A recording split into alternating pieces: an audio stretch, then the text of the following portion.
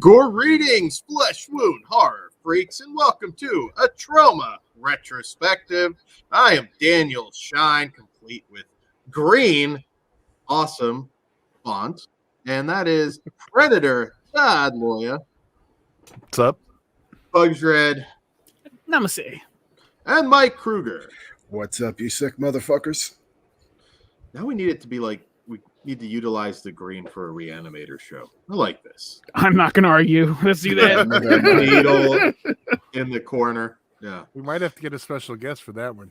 You've talked about singing. I might sing Move Your Dead Bones because that is an awesome, catchy ass song. Ever since I saw it on the Beyond the Reanimator DVD. So maybe you'll get that. Maybe you'll get a whole music video. Come on, Dan. They need to put Reanimator the musical out.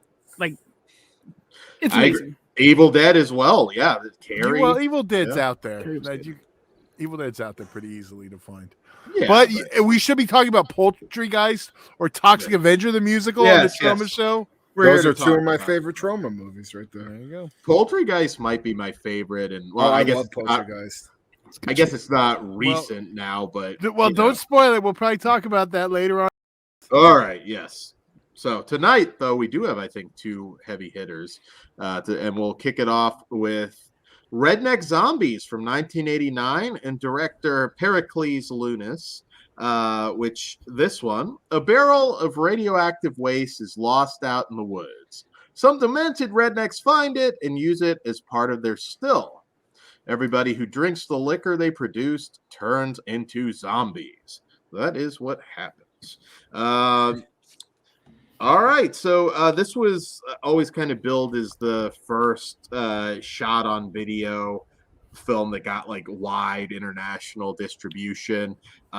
You could make a case for it being the most well-known shot on video title. Well, because a lot of the other ones were regional. So this is the first one to have like a legitimate like distributor to cover the whole country. People seem to actually really give a shit about this one. Even a lot of horror fans over the years who don't necessarily go back and follow all the shot on video stuff. They know Redneck Zombies. You could buy this in Walmart at one point. Blew my mind that I saw the DVD for this at Walmart. And I think actually the second release too, which was crazy to me. Well, the Troma Masterpiece edition, which is a great edition, you can still pick up, and it is streaming on Troma Now. If you don't have Troma Now, go. It's cheap service, and it's all. You can also rent it on your streaming or Vudu's, Amazons, and stuff like that. You know that this is a Troma, was made for Troma. That the opening line in the doctor's office, do you want to get 9 holes in before surgery? Sure, let's play at your club. Mine doesn't allow.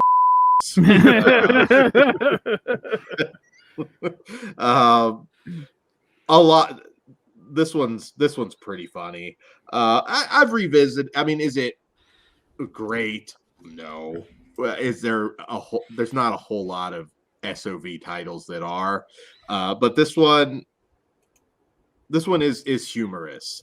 I will say on repeated viewings over the years, sometimes it can kind of overstay its welcome. It's a little bit too long. There's certain points where I'm just kind of clock watching, but despite that, there's a lot of good gags here, and it's another one. I think again, watch it with friends. Yeah, it's a good drinking movie. It's a good drinking movie, and it feels like a little bit like just vignettes for the most part. Like I mean, it really isn't a great movie, but considering ultra low budget, what this was able to become a legit cult classic when they barely had enough money to afford just basic props on this movie. This one was really, really a labor of love, and it's amazing kind of what this did. I don't quite know how they did it. The title, I'm sure was most of it, but Todd, since you are the Troma super fan, where does this fall for you in their catalog? well, Jesus, I can't even organize their catalog for the not. This is, God damn it. Okay, this is a great party movie, as I already said. It's one, if you watch with a bunch of people, you'll have a good time. Watching it alone, like, it's already been said, it's a bit tedious, but it's still, I still have fun with it. I do think, where would it see? I know I'm kind of ignoring where would it rank. As it goes on, it's like I'm just like, okay, it's weighing on me a little bit. Well, it wouldn't be in my top 10 for Troma, Mhm. but it is one that's memorable. Geez, you put me on the spot now. I don't even know. I do like it though. So it's like, if someone's going to ask me some non-Lloyd Kaufman directed Troma stuff, I will bring this one up. Mhm. So It's not top 10 for me either, to be honest. And I know it is for a lot of people, but I think, I don't know, it kind of peaks early and then it's just kind of like, okay. well, there's a lot of nostalgia for people with this one. This one goes way back. So I do think if you saw it at the right age, it would stick with you. Because Yeah. I'll tell you right now, I didn't see it at the right age, and I thought I'd never seen this before, but I did, and I just parts I was like, oh, I remember that. Oh shit, I've seen this. I know Chris McGibbon's a fan, our zombie resident zombie. Yeah, Zombies. It which has to be. surprises me. Really? It's zombies. He loves that shit. Not everything. Yeah. Believe me. No, I've encountered. We have. No, I like this movie. I don't think it's amazing or a masterpiece or anything, but I understand why it has a following, because it's humorous, it's fucking gross, and it's A little quotable. racist. And that was gonna be my cherry on this Sunday. What about the Todd zombie? Come on. Corn cob to the eyeball there, Todd. Or maybe it is now moving up to my top 10. I had fun watching it, but like, there's a reason why I didn't remember seeing it or revisit it that often for me. But again, it's cool, and I do think if you're a completist, you need to check this shit out. What about you, Burger? Yeah, I didn't have really a good time with this at all. There is some humor that I did find funny, but there's also a shit ton I just didn't laugh at all. I'll say this: the little intro we get in the DVD with Lloyd Kaufman and the director Perkins Lunas, that's better than the whole movie. That was entertaining as fuck. I was laughing my ass off, and then the movie happened, and I didn't laugh nearly as much or have as good of a time as I did with that intro. I Can't argue with that. Because Yeah, if you got Lloyd in it, I'm gonna love it. So yeah. He steals the show a lot of times with those intros. I did pop for the Little Texas Chainsaw Massacre homage. Outside of that, the effects are, I guess, okay, but there wasn't anything, to pull me back, and I was really clock watching almost through this whole movie. So by the end, I was happy it was over. It's by no means the worst, movie I've ever seen, but it's not one that I'd probably ever watch again. I did like the "I like knockers" line, but again, a lot of that was kind of earlier on in the film or halfway point. But yeah, yeah, definitely if you're right age, that's good. I think this is one, if you're a virgin to it, and like just watching it now, you're only gonna love it so much. We were so starved for zombie content. This is 89, absolutely, yeah. So that does a lot for this.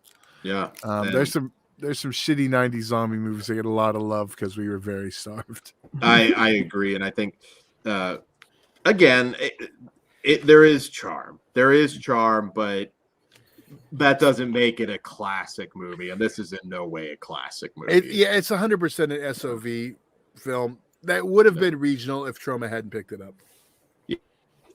No, 100%. Yeah, it's no Boarding House, to reference another film that was recently put out on Blu-ray. That's a whole nother argument we'll tackle when we review it.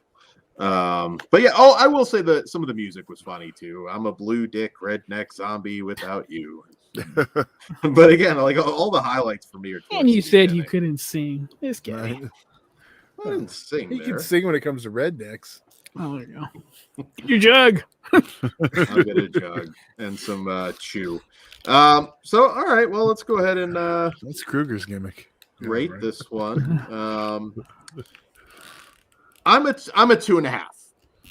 I just can't go higher because it's just not. Yeah, if you have a bunch of nostalgia for it, I completely get that. I saw it pretty early on too, but yeah, a 2.5 is about fair for this one, which still ranks pretty high among a lot of SOV titles, so it's not bad. What say you, Todd? I'm with you, Dan. I'm a 2.5. My nostalgia might bump it up to a 3, but I'm also going to kind of keep it real. It drags. It does. It does. Yeah. If you're getting to Troma, this might not want to be your very first of the non-Lloyd stuff. I'm always going to say watch the Lloyd Kaufman stuff first, but after that, yeah, you could do worse than watching Redneck Zombies. I'll say that. I am a 2 out of 5. And I am a big fat 1 out of 5. There you go. All right, moving on to our second film of the evening, which is Frostbiter, The Wrath of Wendigo, from director Tom Chaney, who was also the cinematographer on Creature Feature I like a lot. Right at the same time, too, Mosquito. I love that movie.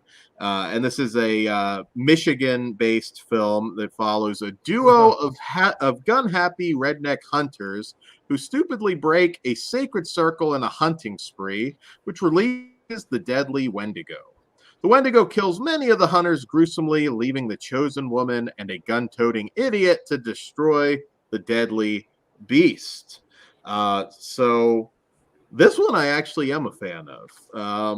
I always liked it because I remember just the stop motion effects, which were such a treat to get to experience a new film at that point when I rented it at the video store in I guess 95, and I'm like, oh wow, stop motion, and this is a new movie. I just thought that was really, really awesome, and the giant lizard attack on the plane. Some people may look at this and consider it just as stupid looking as any Sci-Fi Channel CGI, but what can I say? I light up and smile when I get those kind of effects, and I liked it. This one, in terms of tone, obviously a lot of humor, but it doesn't, at least for Troma, it doesn't just completely become just dick jokes and toilet humor. I mean, it I don't want to say plays it completely seriously because it definitely doesn't, but at least there's some moments. It's trying to be Evil Dead 2. I mean, 100%. Oh yeah, it's definitely trying to be Evil Dead 2. The cabin stuff and everything. The premise. Yeah, but I mean, like even tone wise, yeah, like even the humor is trying to be that. So it's not very. Yeah. I do hum along to the Bad Chili song, even when I was younger. I don't know. I like his music today. Bad Chili, dude. It's a Troma classic. This one, in my opinion, is well above Redneck Zombies. I like Frostbiter, but I'm going to assume, Kruger, is this a first-time watch for you, or did you rent it back in the day? No, this was a first-time watch, and you already brought up the stop motion. I'm a big stop motion guy, and I was pretty surprised with that. And, it wasn't, terrible. It was, pretty solid stop motion. And the creature effects were pretty cool. I like the little, chili goblin things that, were attacking people. And you already brought out the bird on the plane. That was pretty cool too. And, stuff that you wouldn't necessarily see in your typical low budget films. So the fact that they went out on a limb and, created creatures was nice to see. The story, I really like the whole backstory in the beginning that we get with the Wendigo, and it didn't take long for some bloodshed to happen, so that was nice. There is a portion of the movie that does drag quite a bit though, and I think they're probably could have been some trimming of the fat to make everything flow better. But overall, this was a pleasant surprise. It's by no means fantastic, but I'd probably watch it again down the line. And I think there's some enjoyment that I could have on future rewatches. So I probably will watch it just for the stop motion alone. And I recommend it to fans of low budget creature features as well as stop motion enthusiasts, because I've never heard of this one. And it was nice to see that. I want to play the Chili song now. Oh, Jesus. Sing it. Top of your lungs, man. What's with your obsession in me singing? I just want to hear it. Well, you're talking about music, so maybe I'll Practice the record tone. something with some gimmicks to make me sound better, and we'll Auto-tune ain't helping you, Dan. You've never asked me to collaborate on a music video. Bullshit. We fucking sure as fuck have, Dan. Don't you I dare. was never That like, hey, line. Dan, come in and do your line. I'm just saying. This I'm fucking just- guy. We have it videoed. So I'd find the number. Anyway, All right. this- Well, there'll be another one. There'll be another. Yeah. We'll do a remix of the Bad Chili song. It's gonna happen. okay. It's gonna happen with stop motion effects. That's where I'll start. Stop motion. That thing looks really fucking cool. That captured my brain. Go for it, dude. Sorry, I don't mean to cut in, but I totally forgot. Did the Wendigo not remind you guys of? You guys remember that creature feature called The Ritual that was on Netflix? Remember the monster in that movie? Yeah, the Wendigo, Adam Neville Yeah, adaptation. yeah, it totally reminded me of that. I wonder if I doubt it, but maybe there was some inspiration for The Ritual's little god monster with the Wendigo. If It was cool. Lore- It was like a centaur. Yeah. I'm gonna ask now if Lauren ever gets Adam Neville on Visited by Voices. I'm gonna ask if he wrote that with Frostbiter.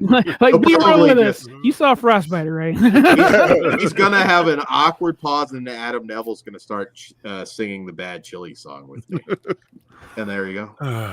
Well, now I want that to happen really, really fucking bad. There you go. But Be like yeah, Jericho and MJF. We just start doing the dance. It'll be awesome. Anyways, continue, Bugs. no, I don't want to go. Yeah, this is another one where I thought I'd never seen it before.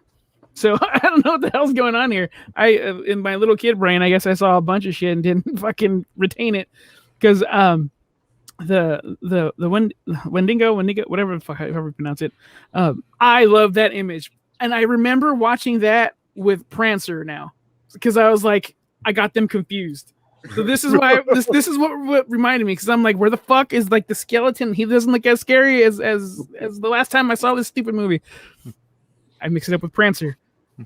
Prancer might be a better movie. This one's way cooler. So we need to get Sam Elliott and Frostbiter too. He could have played the old man if they had a budget. in this one, yeah. Yeah, I dig it. I don't know why I got it confused as a kid, but now that I'm my adult brain, I know it's Frostbiter. So I'm in. I like it a lot, actually. Shocker. Yeah, this is one of the better, Troma pickups. I do really like this. Still the best Wendigo film that's ever came out.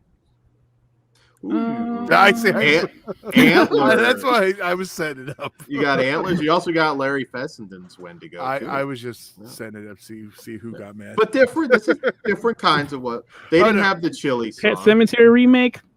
I'm fucking with you.